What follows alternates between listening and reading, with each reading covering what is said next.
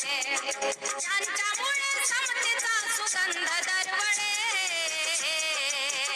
धन्य ज्योतिबा फुले, धन्य सावित्री फुले, धन्य ज्योतिबा फुले, धन्य सावित्री फुले, धन्य ज्योतिबा फुले, धन्य सावित्री फुले, धन्य ज्योतिबा फुले, धन्य सावित्री फुले.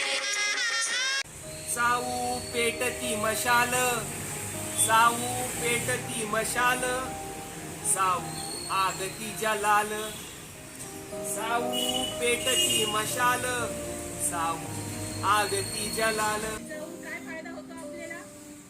शिक्षण घेतल्याने आपल्याला खूप सारं ज्ञान मिळतं, माहिती मिळती.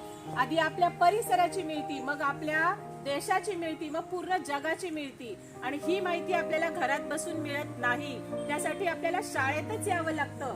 शाळेत येऊन अभ्यास करावा लागतो. जर तुम्ही अभ्यास केलात तर तुम्हाला सगळी माहिती मिळेल. त्या माहितीलाच आपण ज्ञान असं म्हणतो.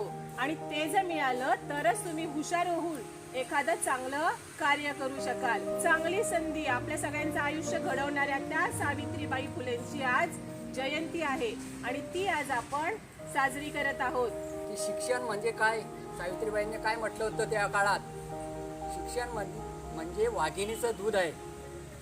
आणि वाघिणीचं दूध कुठे मिळतं? शाळेत मिळतं. मग आपण शाळेत आलं पाहिजे का नाही? चूल आणि मूल एवढंच करा, बाकीचं करू नका.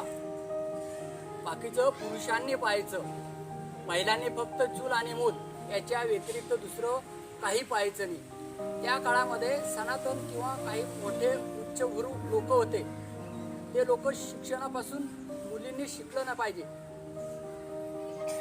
त्या काळामध्ये कठीण प्रसंगी सावित्रीबाईंनी 1 जानेवारी 1848 रोजी पुण्यामध्ये भिडेवाड्यात पहिली शाळा काढली. जगामध्ये भारतामधली पहिली शाळा. त्या पहिल्या शिक्षिका, पहिल्या मुख्याध्यापिका होत्या. आणि त्यांच्या बरोबरीने काम करणारे त्यांचे पती महात्मा ज्योतिराव फुले होते. धन्य ज्योतिबा फुले, धन्य सावित्री फुले, धन्य ज्योतिबा फुले, धन्य सावित्री फुले.